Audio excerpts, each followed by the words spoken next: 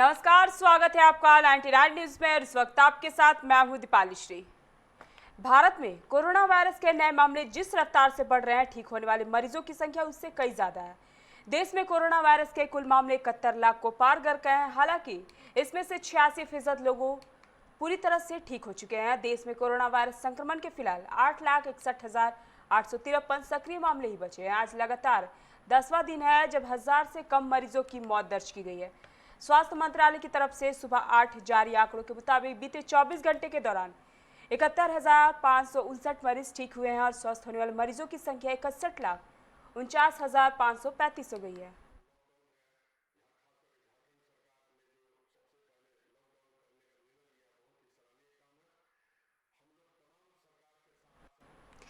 Allahabad high court की लखनऊ खंडपीठ में सोमवार को दिन में 2 बजे से हाथरस के बुलगड़ी गांव में मृत युवती के साथ कथित दुष्कर्म, मारपीट और पीड़िता का रातों रात अंतिम संस्कार कराने के मुद्दे पर सुनवाई होगी। यह प्रकरण कोर्ट ने स्वतः संज्ञान लिया है। इस केस की सुनवाई के दौरान पीड़ित परिवार भी शामिल होगा, जो कड़ी सुरक्षा में सुबह ही हाथरस से चला है। सुप्रीम कोर्ट में भी इस मामले की आज सुनवाई होनी है।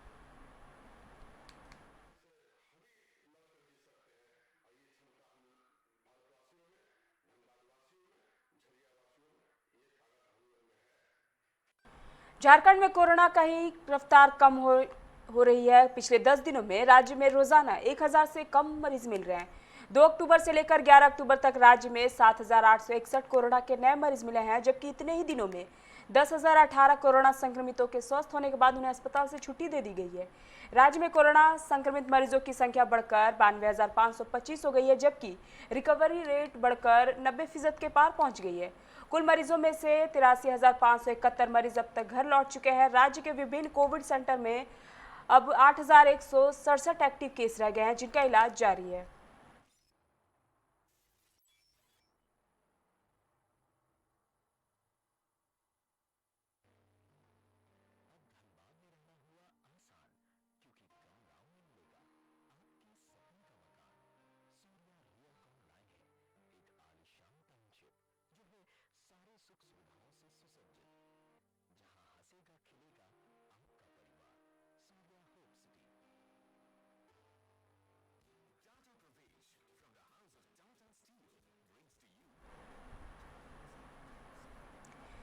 राजधानी एक्सप्रेस से दिल्ली ले जाई जा रही 6 नाबालिग लड़कियां रांची रेलवे स्टेशन से बरामद कर ली गई है। इन लड़कियों को काम दिलाने के बहाने दिल्ली ले जाया जा रहा था। सिमडेगा के एसपी को इसकी जानकारी हुई तो उन्होंने रांची के एसएसपी को मामले से अवगत कराया। एसपी के आदेश पर सदर थाना प्रभारी के निर्देश के बाद खादगड़ा चौकी incharge Bhim Singh railway station पर पहुंचे और जीआरपी के इंचार्ज रमेश की मदद से सिमडेगा की 3 लड़कियों को बरामद किया है। इसके अलावा आरपीएफ की नन्हे फरिश्ते टीम ने 3 नाबालिग लड़कियों को राजधानी एक्सप्रेस से उतारकर चाइल्ड लाइन के हवाले कर दिया गया।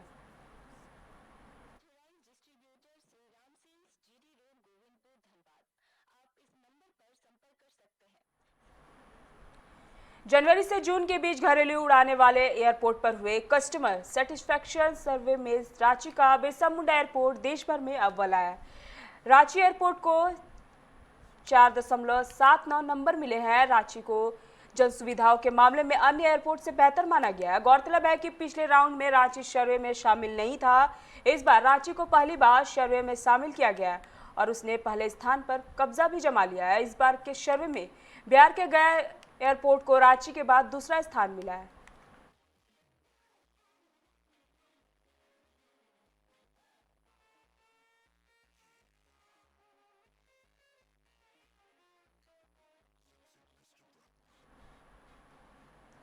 झरिया के जोरापोखर थाना क्षेत्र के डिगवाडी 12 नंबर स्थित जवाहरलाल नेहरू स्कूल के पास एक बीसीसीएल कर्मी के घर में बीती रात अपराधियों ने पिस्टल के बल पर लाखों की लूट को अंजाम दिया है।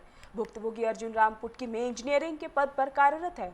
उन्होंने बताया कि रात में दर्जनों अपराधियों ने गेट का ताला तोड़कर घर में प्रवेश किया, जिसके बाद उनके 2 बेटे को ऊपर पिस्टल सटाकर पूरे परिवार को एक रूम में बंद कर दिया। साथ ही अलमारी की चाबी लेकर घर में रखे सभी अलमारी और बक्सों में रखे लाखों के जेवर, नकदी समेत 2 लाख से अधिक का सामान लूटकर चलते बने।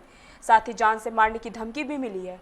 घटना की सूचना पाकर सिंदरी एसडीपीओ अजीत कुमार सिन्हा और जोरापोखर के पुलिस मौके पर पहुंची और मामले की जांच कर रही है।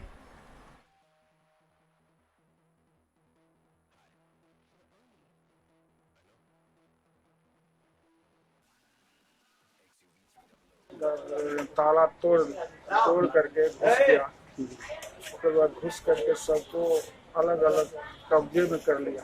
कैसे कब्जे में किया? कब्जे हाथ में लिए हुआ था कट्टा और चाकुओं को लिए था और ले जाके एक रूम में बंद करके पीछे हाथ बांध करके एक रूम में बंद कर दिया। अब बंद नहीं किया, उसी में बैठा दिया चौकी पर और सब लोग उसी रूम में दोनों रूम में गली अलमारी बोलता है कि कहाँ कहाँ सामान रखा है, कहाँ सोना रखा है, कहाँ चांदी रखा है, कहाँ पैसा रखा है। तो हम लोग बोले, हम मेरा परिवार बोला, हम बोले ये लोग आप लोगों को मर्जी जितना ये करना, तुम्हें नहीं बताओ नहीं तो मार देंगे, मर्डर कर रही हो। तो हम लोग बोले सब कुछ ले लीजिए, हम लोग को छोड़ दीजिए, मारिए मत। तो सब अलमारी में तोड़ा ताड़ा सब जूता तो सारा चांदी का सिक्का था, सोने का आभूषण जवाहरात था। रात में घटना घटी थी, सूचना थानों को दी गई है। लोगों का कहना है कि कुछ लोग उनके घर पर आए थे और सामान और पैसे और मोबाइल। उन लोगों का कहना है कि घर में सभी परिवारी से अलमारी और बक्सा का ताला तोड़ा गया और लूटपाट। सभी पहलुओं पर जांच अभी की जा रही है, सभी बिंदुओं पर छानबीन की जा रही है। प्रयास है इन चीजों को। बकाया वेतन के भुगतान की मांग को लेकर जनता मजदूर संघ की जमाड़ा इकाई ने धनबाद के प्रधान कार्यालय के समक्ष आज से 3 दिवसीय धरना शुरू किया गया। कामगारों का कहना है कि अधिकारी नियमित रूप से वेतन ले रहे हैं, परंतु श्रमिकों को वेतन भुगतान नहीं किया जा रहा है, जिससे पर्व त्योहार के मौके पर उनके सामने भुखमरी की स्थिति उत्पन्न हो गई है। ऐसे में अगर प्रबंधन उनकी मांगों पर अब विलंब ध्यान नहीं देता है तो वह फिर रांची में धरना करेंगे, जिसके बाद चरणबद्ध आंदोलन की घोषणा की जाएगी।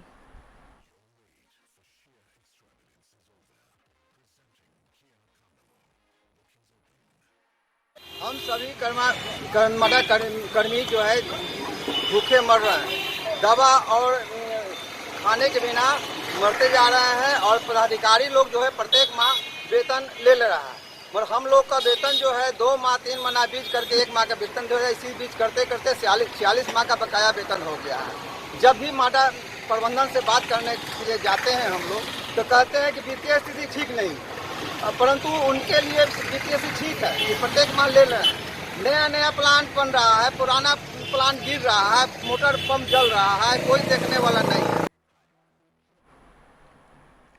धनबाद के विवेकानंद चौक के पास स्थानीय कलाकारों ने नुक्कड़ नाटक के माध्यम से कोरोना वायरस को लेकर लोगों को जागरूक किया गया।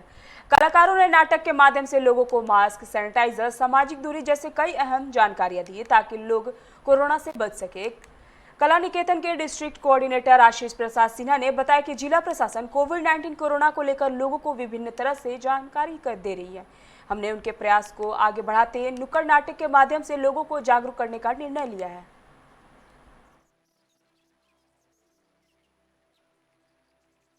पर आधारित ये जिला प्रशासन उपायुक्त कार्यालय धनबाद के आदेशानुसार कला निकेतन की ओर से हम लोग आए हैं और ये जागरूकता फैलाने आ रहे हैं कि इस बीमारी से कैसे निजात पाना है, बीमारी से लड़ना है, लड़कर इसे दूर भगाना है। इस संदर्भ में हम लोग गीत और नुक्कड़ नाटक लेकर के आए हैं।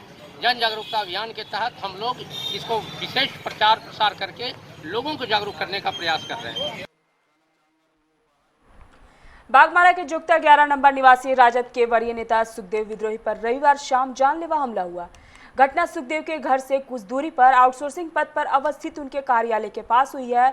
इस हमले में सुखदेव विद्रोही के साथ उनके 2 पुत्र रवि कुमार व राहुल कुमार भी जख्मी हो गया है। सुखदेव और राहुल का इलाज निश्चितपुर अस्पताल में चल रहा है। हमला का आरोप धनबाद में पदस्थापित आरपीएफ के 2 जवान रविशंकर यादव व अनिल कुमार पर लगा है।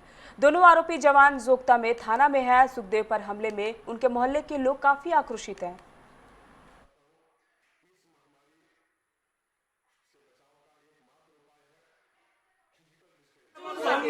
पापा घर में था अपने घर के बाद गाय को नाश्ता देकर निकल रहे थे। हम धोबी पास जाने पापा लगे जाओ कपड़ा लेके धोबी पास। अचानक 2 गाड़ी भर के आदमी मुंह झाँप के आया। अचानक हम सोचे कि कोई होगा रोड पर रुका हुआ, आपस में लड़ाई किया। अब पापा निकला, पापा खाली हाथ उठाए, कौन है कहाँ। अचानक पापा पर दौड़ गया। अचानक मारना स्टार्ट कर दिया कि हम लोग अभी तक नहीं जानते कौन है कि नहीं है। हम वीडियो कुछ नहीं किए हैं, वीडियो बनाए हैं और अभी कुछ आता है कहता कि हम लोग को बचाने में लगा हुआ है। तो कौन है? अपने आप को क्या बता रहे हैं वो लोग? वो बोलता मैं जीआरपी का हूँ, कोई बोलता कौन है, हमको ये भी नहीं पता। सब मुंह झाँप के आया था। क्रिमिनल या पुलिस है अभी अधिकारी हैं तो आपका बेच तो हैगा, अब क्रिमिनल और माफिया को पकड़ रहे हैं तब उधर से उधर ले जाइए। अब घर घुस के हमला कर रहे हैं, इसका मतलब बहुत बड़ा साजिश रचा। वो पापा को जान मान, ये देखिए मेरा हाथ कटा हुआ है, हम पीछे से नहीं जाते तो पापा को पीछे चाकू भोंका जाता। धनबाद में बढ़ते अपराध पर रोक लगाने के उद्देश्य से कई इलाकों में वाहन जांच अभियान चलाया जा रहा है। बागमारा के मौदा थाना के धनबाद बोकारो मुख्य मार्ग में भी पुलिस ने 2 पहिया और 4 पहिया वाहन की डिक्कियों पर और पेपर की जांच किए गए।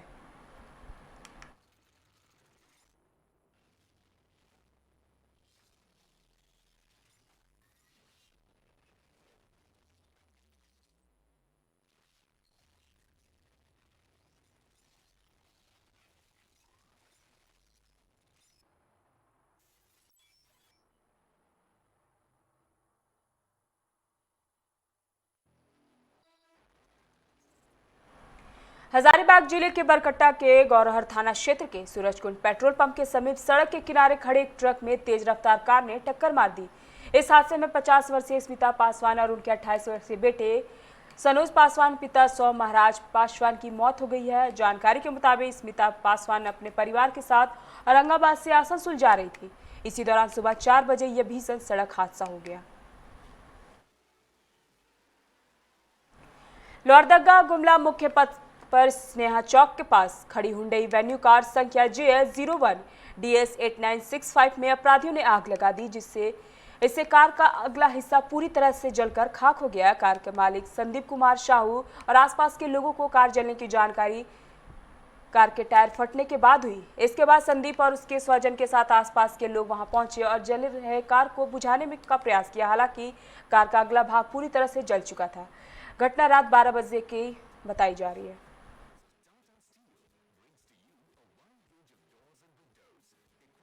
भाजपा नेता और बिहार सरकार में मंत्री विनोद सिंह का सोमवार को गुड़गांव के मेदंता अस्पताल में निधन हो गया।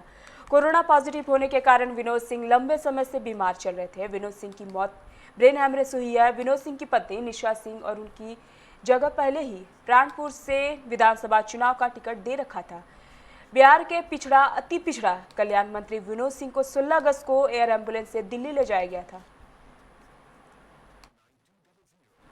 राजद ने वोट बैंक का ख्याल रखते हुए सिवान जिले की रघुनाथपुर सीट से हिना शाह को चुनाव लड़ने का प्रस्तावित दिया है, मगर इस बार राजद के बाहुबली नेता मोहम्मद शाहबुद्दीन की पत्नी हिना शाह विधानसभा चुनाव लड़ने के लिए तैयार नहीं है।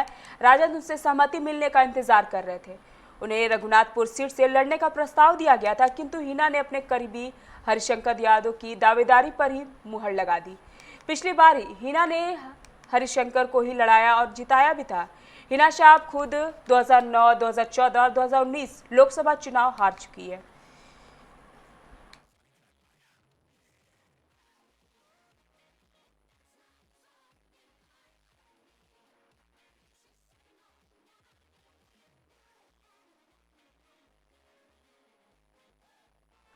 राजद ने सोमवार को झारखंड के जेल में बंद प्रभुनंदन सिंह के बेटे रणधीर सिंह को छपरा से टिकट दिया है, तो वहीं बेलपुर से भागलपुर के पूर्व सांसद बुलो मंडल को टिकट मिली है। इसके साथ ही नियोजित शिक्षक अविनाश मंगलम ऋषि देव को भी पार्टी ने टिकट दिया है।